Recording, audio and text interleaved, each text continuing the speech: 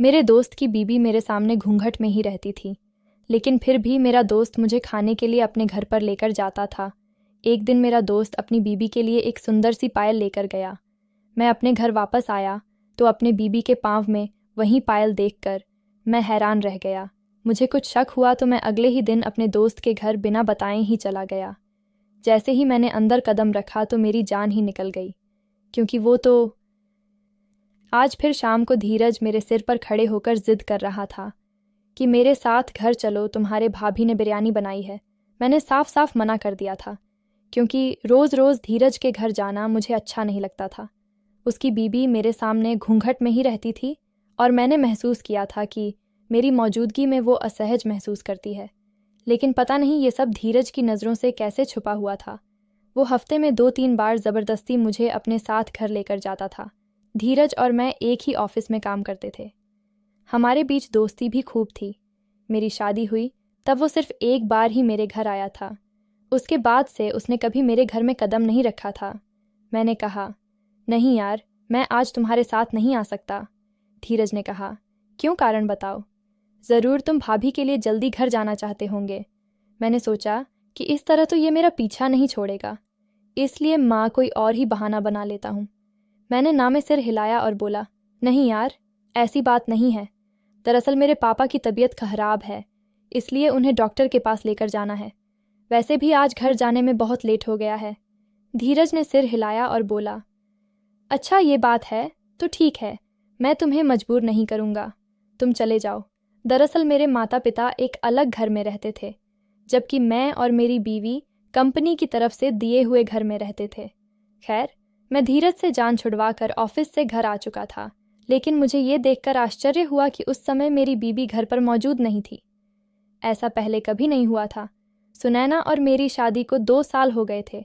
इन 2 सालों में मैं जब भी ऑफिस से घर लौटता था तो अपनी बीबी को घर पर ही पाता था। उसका इस तरह घर से गायब हो जाना मामूली सी बात थी। इसलिए मैं चौकीदार के पास गया और बोला, भाई साहब, मेम साहब कहाँ गई है? कुछ बताकर गई है? चौकीदार ने बोला, साहब जी, वे रोज़ की तरह ही घर से निकल गई हैं, जल्दी वापस आ जाएगी। मैं तो चौकीदार की बात सुनकर ही दंग रह गया था। ये वो क्या कह रहा था? रोज़ की तरह घर से निकली थी तो क्या वो अक्सर घर से बाहर जाती थी? तो मुझे इसकी जानकारी क्यों नहीं हुई? मैं बोला, भाई साहब, आपका क्या मतलब है? उसने कहा, साहब जी, हम तो नौकर हैं, हमें क्या पता कि घर के मालिक कहाँ से आते हैं और कहाँ जाते हैं। जब मेम साहब आ जाएगी तो खुद ही पूछ लेना। मैंने सिर हिलाया और अपने कमरे में वापस चला गया, लेकिन मेरा दिमाग बुरी तरह से उलझ गया था। मेरी बीवी कहाँ जा सकती थी? इसी तरह 2 घंटे बीत गए थे। तभी धीरज का फ़ोन आया। उसने कहा, अंकल का चेकअप हो गया क्या? डॉक्टर कुछ कह रहे थे? मैंने कहा, नहीं यार, पापा ने आज जाने से मना कर दिया था, वो किसी काम में बिजी थे। धीरज की आवाज़ में चिंता झलक रही थी। वो बोला, शय्यम, तुम ये क्या कह रहे हो? तुमने तो मुझसे कहा था कि अंकल का चेकअप करवाना है। धीरज की आवाज़ में नाराज़गी साफ झलक रही थी। मुझे भी बहुत चिंता हो रही थी, इसलिए मैं बोला, क्या करता यार, पिताजी ने जाने से मना कर दिया। इतना कहकर मैंने फ़ोन रख दिया था। अभी आधा घंटा ही गुजरा था कि मेरी बीवी कमरे में दाखिल हो गई थी। वो बहुत घबराई हुई लग रही थी। वो बोली, शयम, सॉरी, मैं घर में नहीं थी। आपको भूख तो नहीं लगी? मैंने ना में सिर हिला दिया और बहुत ध्यान से सुनैना के चेहरा देखने लगा। वो कुछ टेंशन में लग रही थी। मैंने कहा, सुनैना, कहाँ गई थी तुम? वो नज़रें चुराकर बोली, मैं पड़ोसन के घर गई थी, मेरी बहुत अच्छी दोस्ती हो गई है। मैंने सिर हिलाया और उससे कोई और सवाल नहीं पूछा, क्योंकि मुझे अच्छा नहीं लग रहा था कि मेरी बीबी मुझसे नज़रें चुराकर बात करे। खैर, उसने खाना बनाया, फिर हम खाना खाने बैठ गए थे तो सुनैना कहने लगी, शम, आप तो पिताजी को डॉक्टर के पास लेकर जाने वाले थे ना, क्या हुआ फिर? सुनैना की बातें सुनकर मैं हैरान रह गया था, क्योंकि मेरा पिताजी को अस्पताल लेकर जाने का कोई इरादा नहीं था और ना ही उनका चेकअप की ज़रूरत थी। ये बात तो मैंने ऑफिस में बैठे बैठे ही बना ली थी, ताकि मुझे धीरज के साथ उसके घर ना जाना पड़े और उसके बीबी को भी किसी तरह की कोई परेशानी ना हो। मैंने सुनैना की तरफ देखा और बोला, मैंने तुमसे कब कहा था? उसका इस तरह घर से गायब हो जाना मामूली सी बात थी। इसलिए मैं चौकीदार के पास गया और बोला, भाई साहब, मेम साहब कहाँ गई है? कुछ बताकर गई है? चौकीदार ने बोला, साहब जी, वे रोज़ की तरह ही घर से निकल गई हैं, जल्दी वापस आ जाएगी। मैं तो चौकीदार की बात सुनकर ही दंग रह गया था। ये वो क्या कह रहा था? रोज़ की तरह घर से निकली थी, तो क्या वो अक्सर घर से बाहर जाती थी? तो मुझे इसकी जानकारी क्यों नहीं हुई? मैं बोला, भाई साहब, आपका क्या मतलब है? उसने कहा, साहब जी, हम तो नौकर हैं, हमें क्या पता कि घर के मालिक कहाँ से आते हैं और कहाँ जाते हैं। जब मेम साहब आ जाएगी तो खुद ही पूछ लेना। मैंने सिर हिलाया और अपने कमरे में वापस चला गया, लेकिन मेरा दिमाग बुरी तरह से उलझ गया था। मेरी बीवी कहाँ जा सकती थी? इसी तरह 2 घंटे बीत गए थे। तभी धीरज का फ़ोन आया। उसने कहा, अंकल का चेकअप हो गया क्या? डॉक्टर कुछ कह रहे थे? मैंने कहा, नहीं यार, पापा ने आज जाने से मना कर दिया था, वो किसी काम में बिजी थे। धीरज की आवाज़ में चिंता झलक रही थी। वो बोला, शयम, तुम ये क्या कह रहे हो? तुमने तो मुझसे कहा था कि अंकल का चेकअप करवाना है। धीरज की आवाज़ में नाराज़गी साफ झलक रही थी। मुझे भी बहुत चिंता हो रही थी, इसलिए मैं बोला, क्या करता यार, पिताजी ने जाने से मना कर दिया। इतना कहकर मैंने फ़ोन रख दिया था। अभी आधा घंटा ही गुजरा था कि मेरी बीवी कमरे में दाखिल हो गई थी। वो बहुत घबराई हुई लग रही थी। वो बोली, शयम, सॉरी, मैं घर में नहीं थी। आपको भूख तो नहीं लगी? मैंने ना में सिर हिला दिया और बहुत ध्यान से सुनैना के चेहरा देखने लगा। वो कुछ टेंशन में लग रही थी। मैंने कहा, सुनैना, कहाँ गई थी तुम?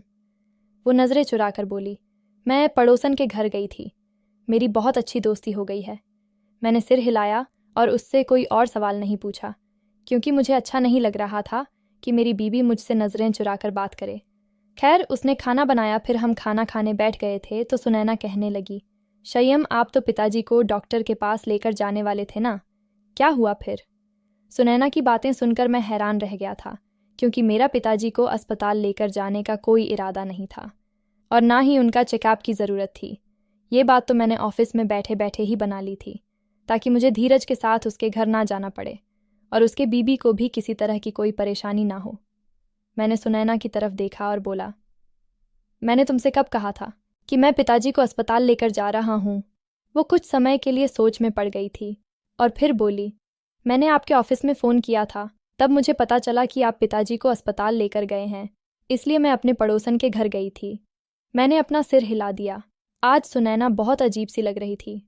उसके चाल ढाल में बहुत फ़र्क था। मैं इन सब से बहुत परेशान हो गया था। मुझे सारी रात नींद नहीं आई थी। चौकीदार की बातें मुझे परेशान कर रही थीं।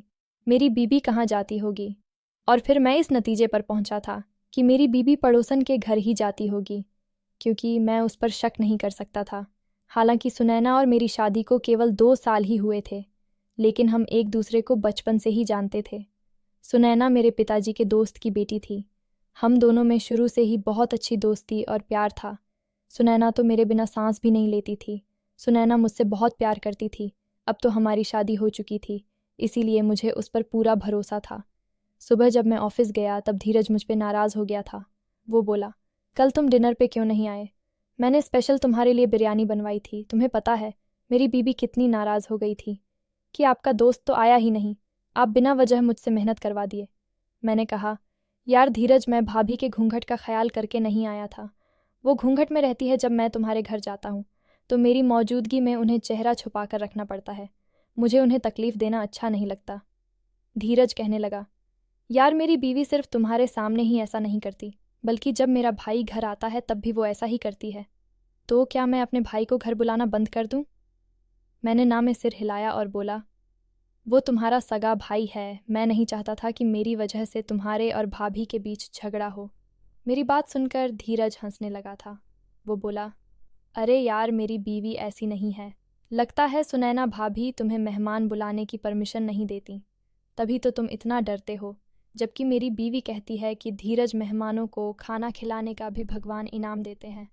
मैं धीरज की बातें सुनकर एकदम से हल्का हो गया था और बोला, यार तुमसे बातों में कोई नहीं जीत सकता। अगली बार जब तुम मुझे बुलाओगे तो मैं ज़रूर चलूँगा। धीरज मेरी बात सुनकर खुश हो गया था। मैंने सोचा था कि अब धीरज की बीबी मुझे खाने पे बुलाने से रोक देगी, लेकिन मुझे क्या पता था कि वो 2 दिन बाद फिर से मुझे अपने साथ घर चलने के लिए कहेगा। इस बार धीरज ने कहा, तुम्हारी भाभी ने पाव भाजी बनाई है, तुम्हें मेरे साथ चलना होगा। मैं तो ये सोचकर हैरान हो जाता था कि धीरज की बीबी को कैसे पता है कि मेरी पसंदीदा डिश कौन सी है। खैर, धीरज ने मुझे बोला तो मुझे साथ जाना ही पड़ा था, क्योंकि मैं इस बार मना करके उसका दिल दुखाना नहीं चाहता था। ऐसा नहीं था कि पूरे ऑफिस में धीरज की सिर्फ मुझसे ही दोस्ती थी। मेरे अलावा भी उसके 3-4 बहुत अच्छे दोस्त थे, लेकिन वो उन्हें कभी भी अपने घर लेकर नहीं गया था, जबकि मेरे मना करने पर भी वो मानता नहीं था। मैं धीरज के साथ उसके घर चला गया था। उसकी बीबी बहुत घबराई हुई सी थी। उसने काले रंग का ड्रेस पहना हुआ था और दुपट्टे से अपने चेहरे को पूरी तरह से ढक कर रखा था। मैं भाभी की मौजूदगी में अपनी आंखें नीचे ही रखता था, लेकिन फिर भी जब वो कुछ बर्तन रख रही होती तो बर्तन के बजने की आवाज़ से साफ पता चलता था कि बर्तन रखने वाले के हाथ कांप रहे हैं। खैर, खाना लग गया तो मैं और मेरा दोस्त खाने के लिए बैठ गए थे।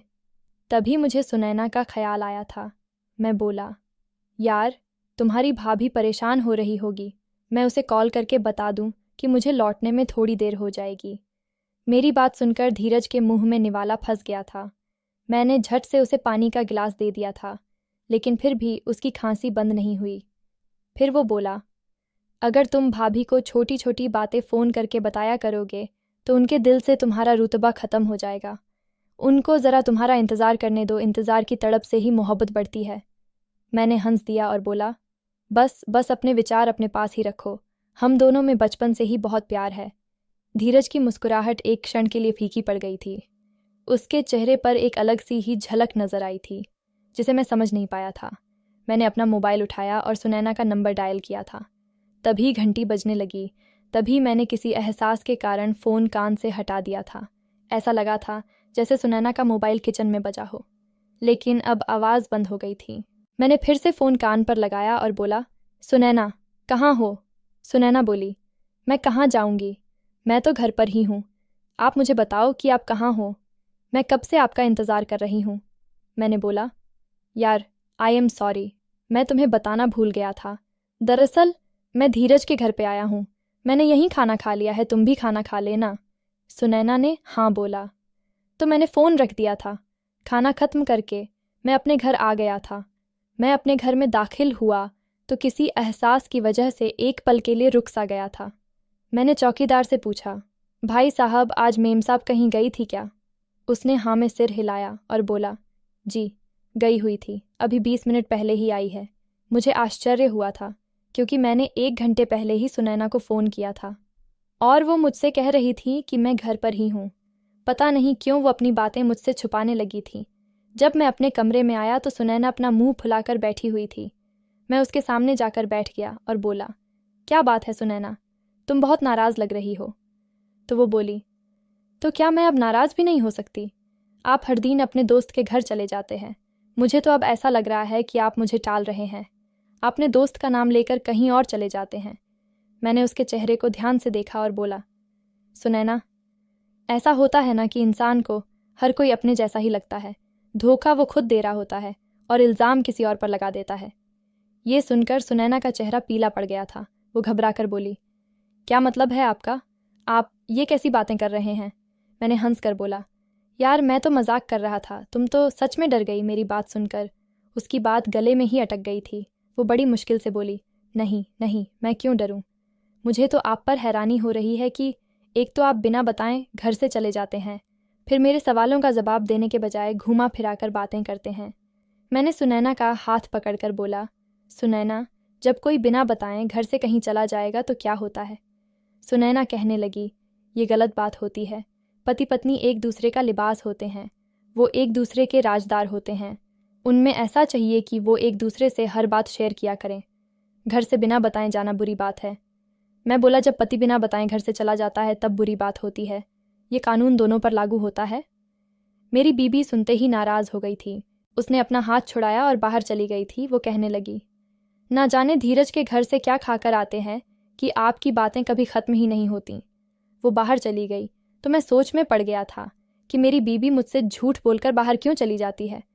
वो मुझे बहुत सीधे तरीके से बता भी सकती है कि स्वयं जब आपका फ़ोन आया था तब मैं घर पर नहीं थी, मैं अपने सहेली के घर गई थी, या फिर वो जाने से पहले मुझे एक मैसेज तो भेज सकती थी। फिर वो मेरे सामने ऐसा बर्ताव करती है कि वो कभी घर से बाहर जाती ही नहीं है। आज मैं सुनैना के साथ इस तरह की बातें घुमा फिराकर इसलिए कर रहा था कि शायद वो घबरा कर मुझे पूरी सच्चाई बता दे, लेकिन वो तो उल्टा मुझ पर ही दोष डाल चली गई। इसका मतलब ये था कि सुनैना जहाँ जाती है उसके बारे में मुझे बताना नहीं चाहती, जबकि ये जानना मेरे लिए बहुत ज़रूरी था कि मेरी बीवी कहाँ जाती है, कहीं वो किसी मुसीबत में तो नहीं फंस गई। मेरी बीवी की सुरक्षा मेरे लिए सबसे ऊपर थी। मैंने सोचा कि मैं खुद पता लगा लूँगा, इसलिए मैंने चौकीदार से मदद लेने का फ़ैसला किया था। सुबह ऑफिस जाने से पहले मैंने चौकीदार को इशारा करके घर के बाहर बुलाया था। मैं बोला, भाई साहब, मेम साहब कितने बजे घर से बाहर निकलती हैं? वो सोच में पड़ गया और बोला, वो घर से तभी निकलती है जब आपके ऑफिस की छुट्टी का समय होता है, और भगवान की करनी ये होती है कि उस दिन आप भी घर देर से लौटते हैं, लेकिन आपके आने से पहले पहले मेम साहब घर पे पहुंच जाती है। मैंने चौकीदार को धन्यवाद दिया और अपनी कार में आकर बैठ गया। चौकीदार ने मुझे जानकारी दी थी। उससे ये मालूम होता था कि किसी न किसी तरह से सुनैना को पहले ही पता चल जाता होगा कि मैं धीरज के घर जाने वाला हूँ। अब सोचने की बात ये थी कि अगर मैं अपनी बीबी को अपने बारे में नहीं बताता तो उसे मेरी इस बात के बारे में कौन बताता होगा। मुझे सुनैना पर अंधा विश्वास था, इसलिए मैं मान ही नहीं सकता था कि वो मुझे किसी तरह का धोखा दे रही है, लेकिन फिर भी ये सारी बातें मुझे परेशान करने वाली थीं। अब मुझे किसी न किसी नतीजे पर पहुंचना ही था। मैं इन दिनों बड़ा परेशान सा रहने लगा था। धीरज को भी मेरी परेशानी का एहसास हुआ था। वो बोला, क्या बात है शयम, तुम आजकल बड़े परेशान से लग रहे हो। अब मैं भला उसे क्या बताता कि मेरी बीबी मुझे बिना बताए घर से चली जाती है और मुझे उसकी चिंता सताती रहती है। मैंने बात बना दी और बोला, बस पिताजी की वजह से दुखी हूँ। उनका ब्लड प्रेशर नॉर्मल ही नहीं होता। और ये बात सच भी थी। धीरज कहने लगा, अंकल परहेज तो करते हैं ना? मैं बोला, मैंने अपने छोटे भाई को फ़ोन करके पूछा था। उसने बताया कि वो हर समय साये की तरह पिताजी के साथ रहता है। पिताजी की दवाई भी बदल दी गई है, लेकिन वे ठीक नहीं हो रहे हैं। धीरज बोला, ये तो बेहद चिंता का विषय है। मैं भगवान से प्रार्थना करता हूँ तुम्हारे पिताजी जल्दी ही ठीक हो जाए। तुम मेरे साथ चलो, हम ज़रा मार्केट में चलते हैं। आज मेरे बीबी का जन्मदिन है और मैं उसके लिए एक गिफ्ट खरीदना चाहता हूँ। थोड़ा मार्केट घूमेंगे तो तुम्हारा मूड भी थोड़ा फ्रेश हो जाएगा। मैंने ना में सिर हिलाया और बोला, नहीं यार, मैं नहीं आ सकता। मगर वो धीरज ही क्या जो मेरी बात मान लेता। वो तो ज़िद करने लगा और मुझे अपने दोस्ती की कस्में देने लगा था। मैं नाराज़ हो गया और बोला, यार क्या तुम हर समय छोटे बच्चों की तरह ज़िद करते रहते हो? कभी कभी दूसरों की मजबूरी भी समझ लेनी चाहिए। धीरज ने कहा, दुनिया इधर की उधर हो जाए, लेकिन मुझे तुम्हारे साथ ही जाना है, क्योंकि मुझे गिफ्ट लेने का कोई अनुभव नहीं है। मैं भारी मन से उसके साथ चल पड़ा था, लेकिन सच कहूँ तो आज मुझे उस पर बहुत गुस्सा आ रहा था। लेकिन वो तो गम की तरह चिपक ही गया था। मैं तो उस दिन को कोस रहा था जब मेरी दोस्ती धीरज से हुई थी। वो बहुत ही अजीब किस्म का इंसान था। उसे दूसरे लोगों की समस्याओं से कोई मतलब नहीं होता था। वो तो चाहता था कि सिर्फ उसकी ही बात सुनी जाए। मैं अपने घर के हालातों के कारण बहुत चिंतित था।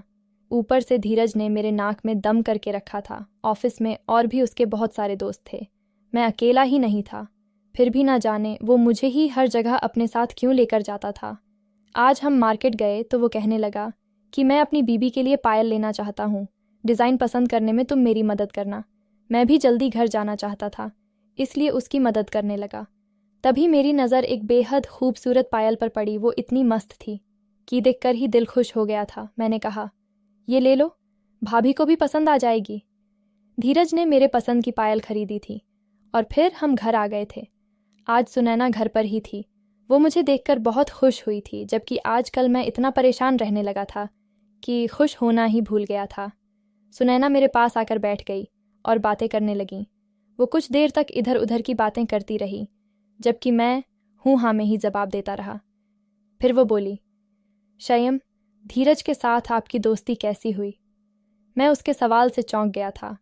अब मुझे एहसास हुआ था कि जब से सुनैना और मेरी शादी हुई थी, वो किसी न किसी तरह हर बातचीत में धीरज को ले ही आती थी और मुझसे उसके बारे में सवाल पूछती रहती थी।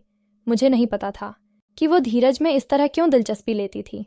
मैंने कहा, धीरज से मेरी दोस्ती 1.5 साल पहले ही हुई थी। हमारी शादी के बाद मेरी उससे दोस्ती हो गई थी।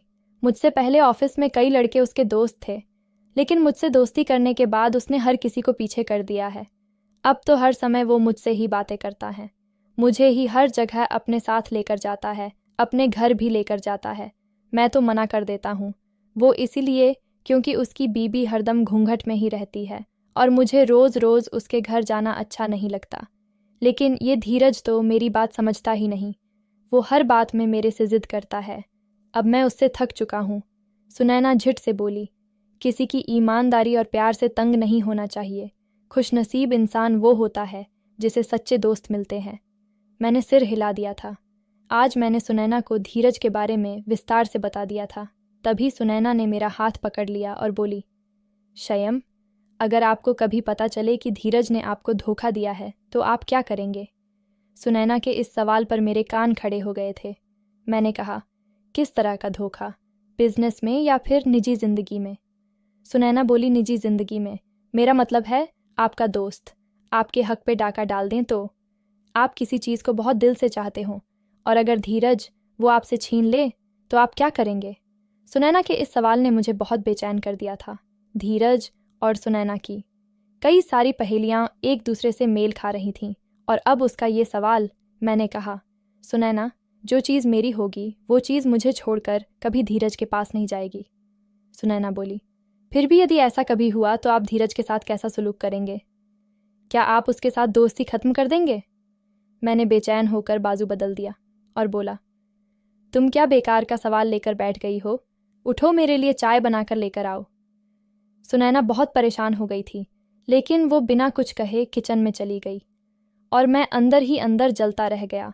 अब मैं चाहता था कि मेरे सामने सब कुछ पूरी तरह से खुलकर आ जाए, लेकिन मेरे हाथ कोई सुराग नहीं लग रहा था।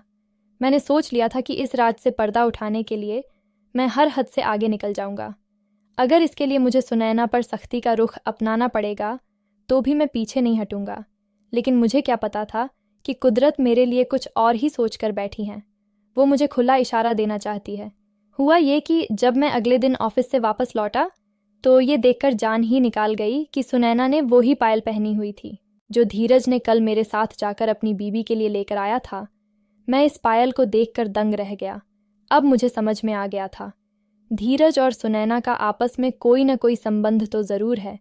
मैंने कहा, सुनैना, तुमने इतनी खूबसूरत पायल कहाँ से ली?